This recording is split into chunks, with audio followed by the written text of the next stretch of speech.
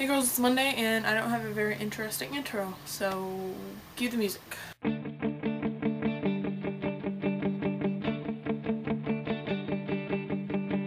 Okay, first I'm going to talk about Harry Potter more. Keely, our stories are kind of similar, but instead of my mom getting Harry Potter for me, it was my sister, my older sister Megan. One day she came up to my room and she was like, "Hey Lauren, I just heard about this book called Harry Potter on the news. You should check it out." And then the next day she bought me this.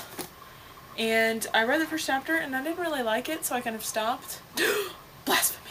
I know, it's bad. I'm ashamed. But I don't know, I just wanted to get straight to the action, you know? And then one day my family and I went to the movies, and I don't even remember what movie we saw, but I remember that they played the theatrical trailer for Harry Potter and the Sorcerer's Stone. And I don't know if you guys really remember the theatrical trailer or not, but it basically starts out with the music, you know, the really, really soft, and then it shows like clips of Diagon Alley and then the owls, and somehow I knew. Like, I don't know how I knew, because I hadn't even gotten past the first chapter, but I knew that it was Harry Potter. Somehow. It was like, it was magic. It just clicked in my head. So I went home and I thought about it and I was thinking about it all night, and I finally fell asleep, and then I woke up the next morning and it was just there on my desk. It was waiting for me. It was wonderful. And I started reading it, and I read through it the entire day, and the rest is history. I'm actually going to place a link to that trailer so that you know what the heck I'm talking about in the sidebar, which I'm not using my Mac right now, so I don't know which direction it is in the sidebar. And right here. Keely actually also had trouble with pronunciations. Like, I remember Hermione, I pronounced her name Hermoine, which I'm really glad her name isn't Hermoine. Yeah. And also, I couldn't even pronounce Gryffindor. I called it Gryffindor.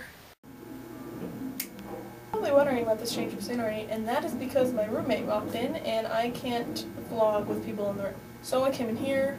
This is the music building. I am in a practice room, and I am hoping that these walls are indeed soundproof so that people can't hear me talking to myself, and a music major doesn't come and kick me out because I need to practice.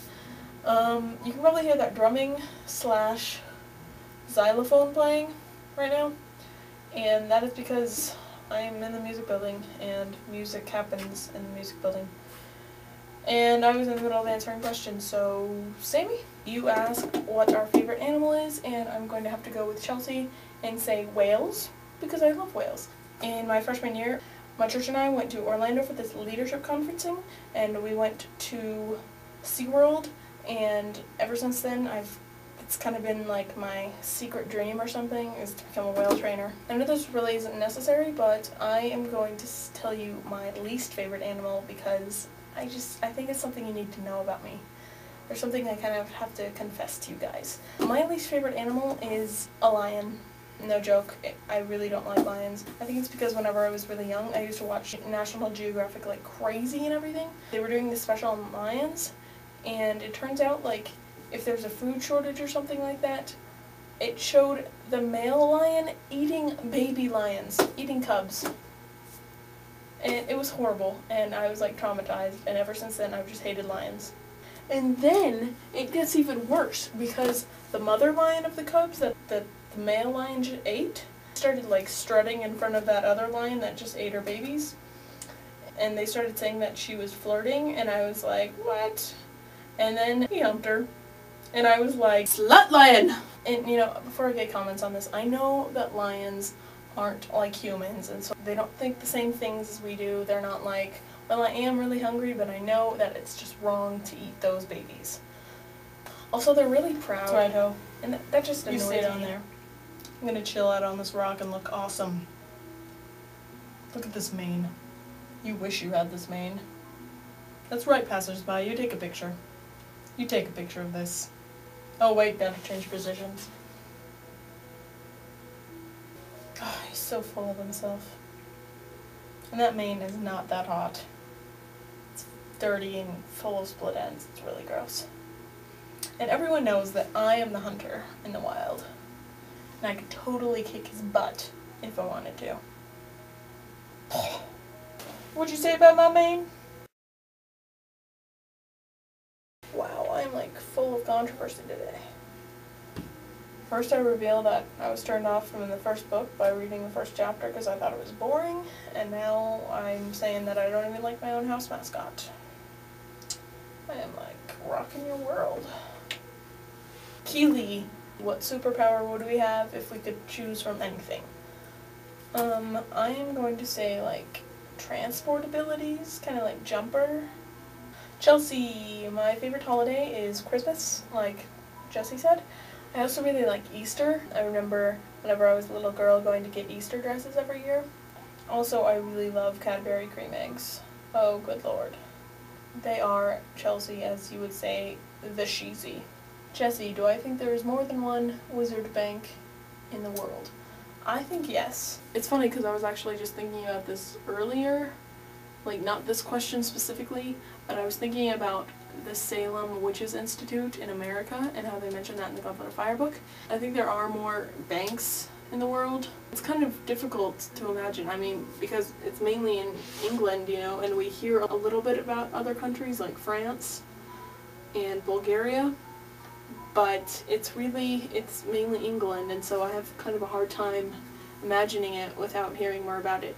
But I know that Charlie works in Egypt with the Gringotts Bank, so why isn't Charlie working in Egypt with the Egypt Bank? I don't really know. It's kind of confusing for me.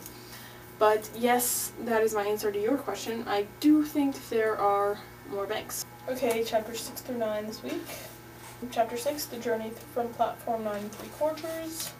I really like this chapter because I just love hearing about like the scenery, and I love how the first encounters with the Weasleys, and I love his introduction to like the candy. I think it's really cool. The sorting hats, I really like this too. It's also his first introduction to the castle. I was just as excited as him with the way Joe was describing it, and it was amazing. And in chapter 8 also has a lot of descriptions.